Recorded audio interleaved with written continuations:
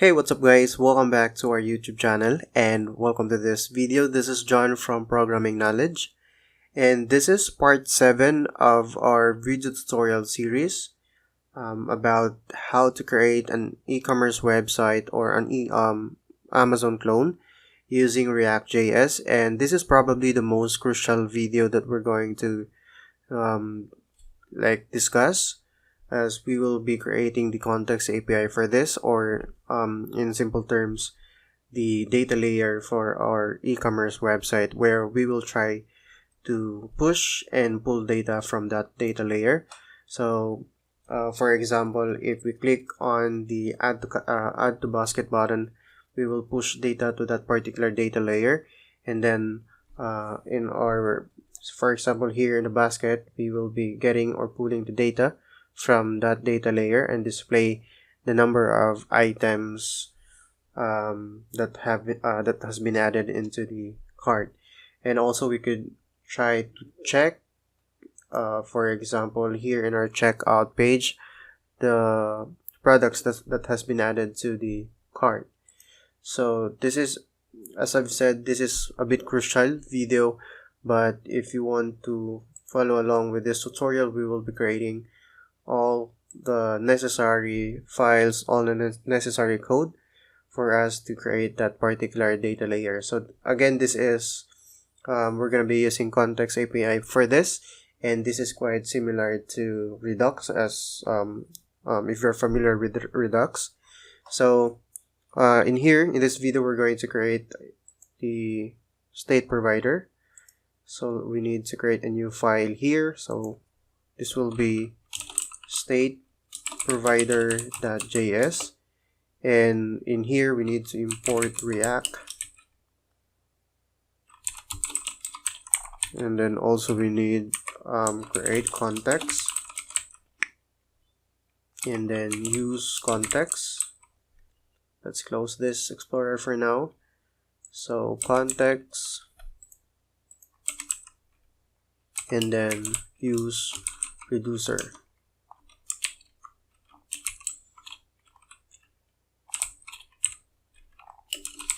And then from React, and then export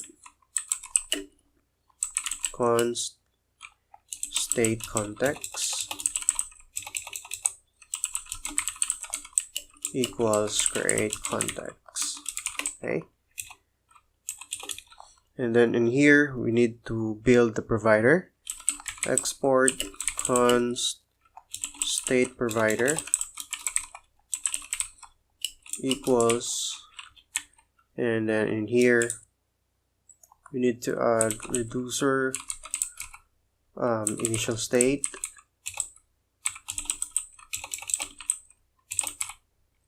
and children.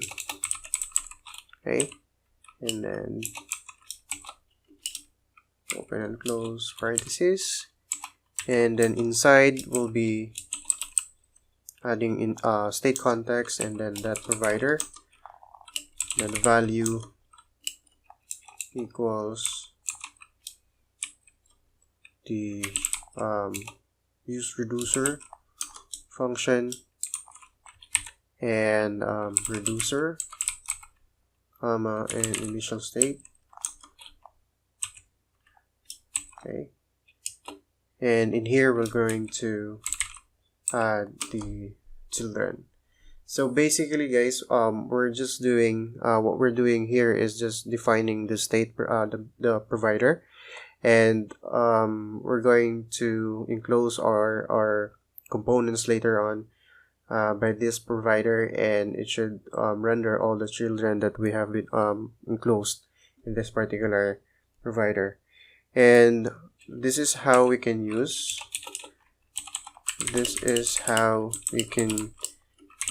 it inside of a component.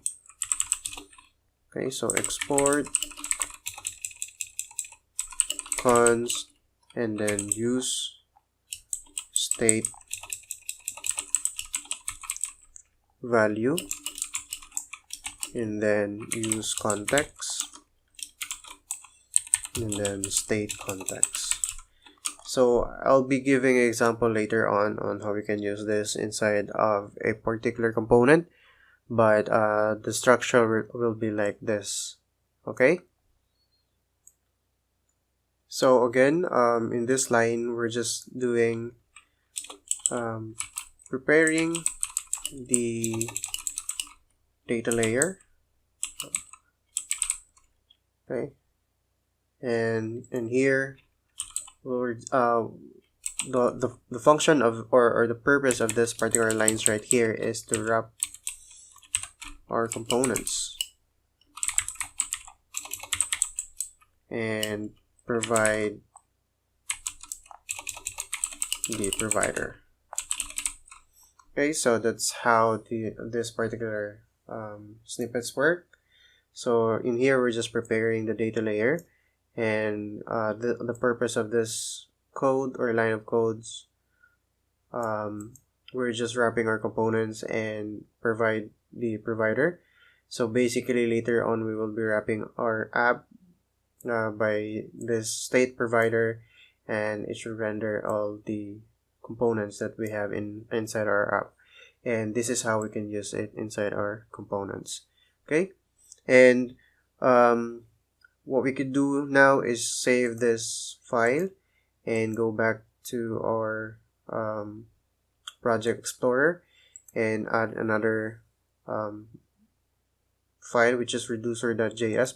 But before that, let's open up our index.js, and then here we're going to add the state provider. Okay, and we should enclose our app component right here, and of course we're going to provide the initial state equals, in the curly braces, initial state, and of course we also need to supply the reducer. Okay, so if we save this right now, it's going to complain because we right now we don't have the initial state and the reducer file created. So what we could do is add a reducer file. So click on the project explorer and create a new file, which is reducer.js. So that will be reducer.js. And the purpose of reducer is just, it will just help us to push, or our action to push data to our data layer. So basically it will help us to manipulate data inside our data layer, especially the pushing of data. Now what we could do here, because currently our app is complaining that we don't have the initial state and we don't have the reducer. So for now, let's just add a constant right here, and let's just name it as initial state, and then equal sign, and it should have the initial state of our basket. So the initial state of our basket will be empty, of course, and we need to import this. So that's index.js, there you go, and we need to import coming from the reducer file. So initial state, okay, we now have this particular complaint that reducer is not defined. So what we could do is define our reducer. So that could be that would be const reducer, and then it's going to take two arguments, state, or the initial state of our app, and then the action, and open and close curly braces. And in here it's going to we're gonna add a switch statement, and this will make sense later on if we are on our product component, but for now let's just follow this particular lines. So case, we're gonna be adding a case here, add to basket. Okay, and then if the action type is equal to add to basket, then we need to return something. So return, and then open close curly braces, and then of course we need to return the state of our app, and then we need also to modify the basket. So what we could do is take the state of our basket, right, and then add the item that is with the action. So basically what we're trying to do here is every time we click on the add to basket icon or add to basket button, it should send the action here, which is, for example, add to basket. And what we could do after the user clicks on that, we return the state, and then we modify the basket, returning the state of our basket and adding the item that is with the action. Okay, and then what we could do is export this reducer, export default reducer, right, and we could import the reducer right here, and yeah, we need to make sure that it is reducer, and there you go. We have the working app. It's not complaining about initial state and reducer anymore. So right now, if we click on the add to basket button, it's not connecting to our reducer. That's because in our product component, we don't have the on-click action right here. So what we could do is add that on-click action. So product, that's product.js, and in here we could add the on-click event. So on-click, and then the function that will be called every time we click on this particular button. So this will be add to basket. Okay, and of course we need to add this particular function. So that will be right here, and then cons add to basket. Okay, open and close curly braces, and of course the type of our action, because this is add to basket, so this will be add to basket right here, and then comma, and then we're going to add the item. So the item consists of ID, ID, and then title of the product,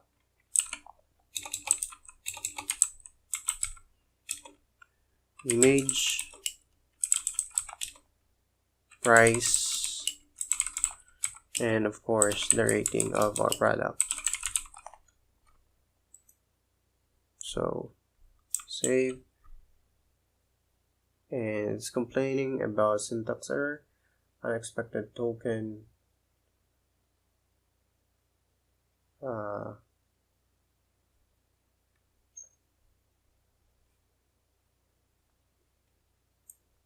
okay, so we need to add dispatch to this. So basically every time we click on the add to basket icon or button, we're dispatching an event to our reducer. So that will be dispatch, and then open and close parentheses. Okay, and then we need also curly braces right here and also here. Okay, so again, the purpose of this is every time we click on this button, add to basket, it should dispatch an event to our reducer, and the type will be add to basket. As we have here, it should be the same, and the dispatch event also contains the item. So it includes the ID, the title of the product, the image, the price, the rating, and so on. Now, what we could do is add also the use state value, and that will be square brackets and then basket, and then we need to add the dispatch right here equals use state value. Okay, so what we're doing here is we're just destructuring the state of our data layer, and we're getting the basket state. And of course we also have this dispatch right here, and the purpose of this is just, every time we click on the button, it should dispatch the event to our reducer. So the way to check this, okay, so we're getting a lot of undefined function right now. So let's try to troubleshoot and let's see what happens here. So at the basket, and of course we need to close this use state value. Okay, so there you go. So now what we could do is check every time we click on the add to basket button. So what we could do is, in our reducer, we could add a console log here, and for example the action. Let's just try that. Save this and let's inspect and open our console, and let us see what we will be getting here. So add to basket, and we're getting the error, failed to execute dispatch event. Parameter 1 is not of type event. So we need to check here.